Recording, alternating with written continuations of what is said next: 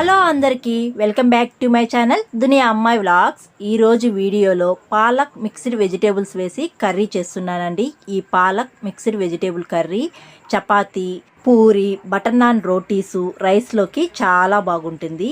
Palak mixed vegetable curry recipe చూసే ముందు వీడియోకు ఒక లైక్ చేసి కొత్తగా ఎవరైనా చూస్తుంటే సబ్స్క్రైబ్ చేయండి. ఈ పాలక్ మిక్స్డ్ వెజిటేబుల్ కర్రీకి నేను తీసుకున్న వెజిటేబుల్స్ వచ్చి క్యారెట్, ఆలు, బఠానీ తీసుకున్నాను.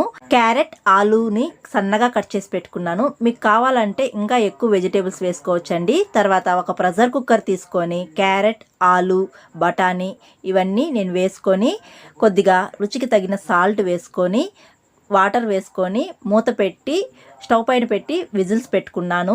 2 విజిల్స్ పెట్టుకుంటే చాలండి, వెజిటేబుల్స్ అన్నీ కుక్ అయిపోతాయి.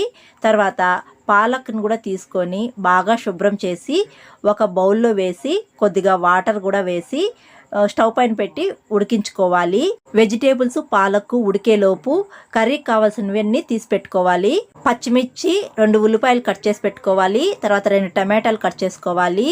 కొత్తిమీర, పుదీనా తీసి పెట్టుకోవాలి. ఇవన్నీ తీసి పెట్టుకున్న తర్వాత చూడండి పాలకు కూడా ఉడికిపోతుంది. తర్వాత వెజిటేబుల్స్ అన్నీ 2 విజిల్స్ పెట్టుకొని ఉడికించి పక్కన పెట్టుకున్నాను. తర్వాత పాలకు కూడా ఉడికిపోయింది, తీసి పక్కన పెట్టుకున్నాను.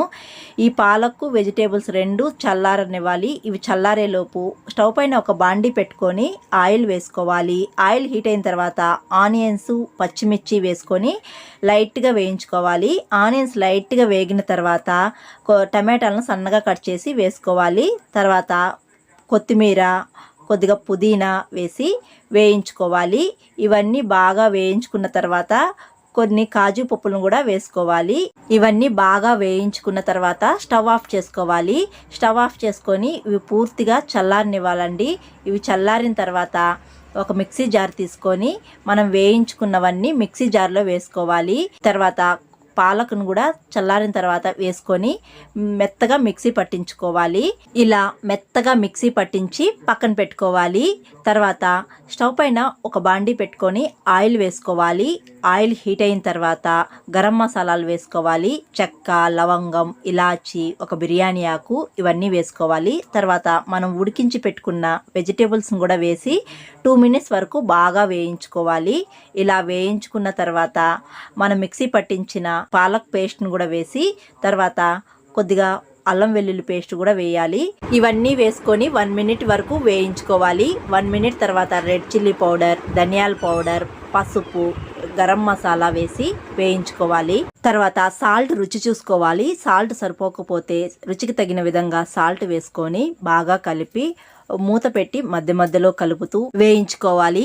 ఇలా 2 మినిట్స్ వరకు వేయించుకుంటే కర్రీ అంతా దగ్గర పడి కర్రీ రెడీ అవుతుంది. స్టవ్ ఆఫ్ చేసుకునే ముందు కస్తూరి మేతి కొద్దిగా క్రష్ చేసి వేసుకొని బాగా కలిపి తర్వాత స్టవ్ ఆఫ్ చేసుకుంటే palak mixed vegetable curry ready అండి. ఈ విధంగా చేసుకుంటే బటర్ నాన్ రోటీస్లోకి కానీ, చపాతీలోకి కానీ, రైస్లోకి కానీ, పూరీలోకి కానీ చాలా బాగుంటుంది. వీడియో నచ్చితే ఒక లైక్ చేయడం అస్సలు మర్చిపోకండి. ఎవరైనా కొత్తగా చూస్తుంటే సబ్స్క్రైబ్ చేయండి. నేను పెట్టే వీడియోస్ మీ వరకు రావాలి అంటే బెల్ ఐకాన్ని క్లిక్ చేసి ఆల్ అనే సింబల్ని ప్రెస్ చేయండి. మరొక వీడియోలో మళ్ళీ కలుద్దాం. అంతవరకు టు ఫాలో దునియా అమ్మాయి vlogs. Thanks for watching. See you all. Bye.